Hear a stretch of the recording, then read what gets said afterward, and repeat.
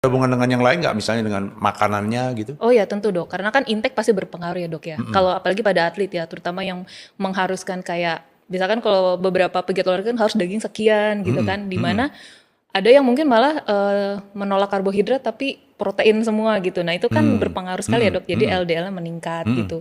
Terus ada lagi yang berpengaruh juga tuh kalau misalkan etnis, dimana kalau dari literatur tuh ras Caucasian itu lebih tinggi daripada yang Afro-Caribbean misalkan. Tapi kalau Asia ini saya belum nemu nih datanya dok. Lebih tinggi apanya?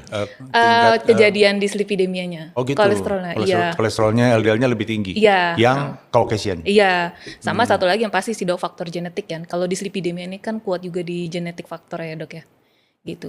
Oke. Tapi kalau genetik kan general ya, bisa kena General, semua orang. betul. Tapi artinya nggak menutup kemungkinan, walaupun kamu rajin olahraga, kalau kamu ada masalah genetik, Jadi juga nggak bakal berubah kan? nggak bakal berubah.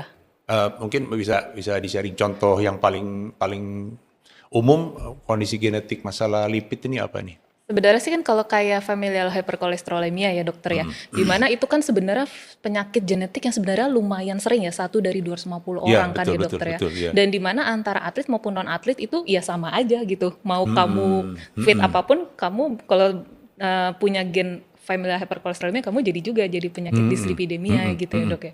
Seperti itu sih dok, sama yang satu lagi mungkin yang lagi tren yang sekarang ya dok, lipoprotein LP little a, itu kan juga cukup banyak sebenarnya, cuman memang underdiagnosed aja Iya, gitu. iya. Sehingga tapi dua-duanya juga bisa terjadi pada atlet gitu, dan itu tidak imun dari olahraga yang kamu lakukan gitu. Oke.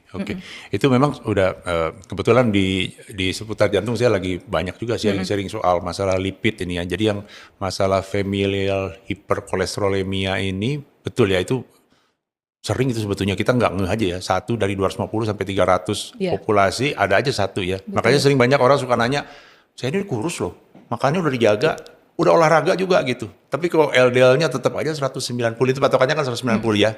Dan itu biarpun dia olahraganya mau yang endurance kayak mau yang apa tadi Power. power yang mix apa itu nggak imun dia.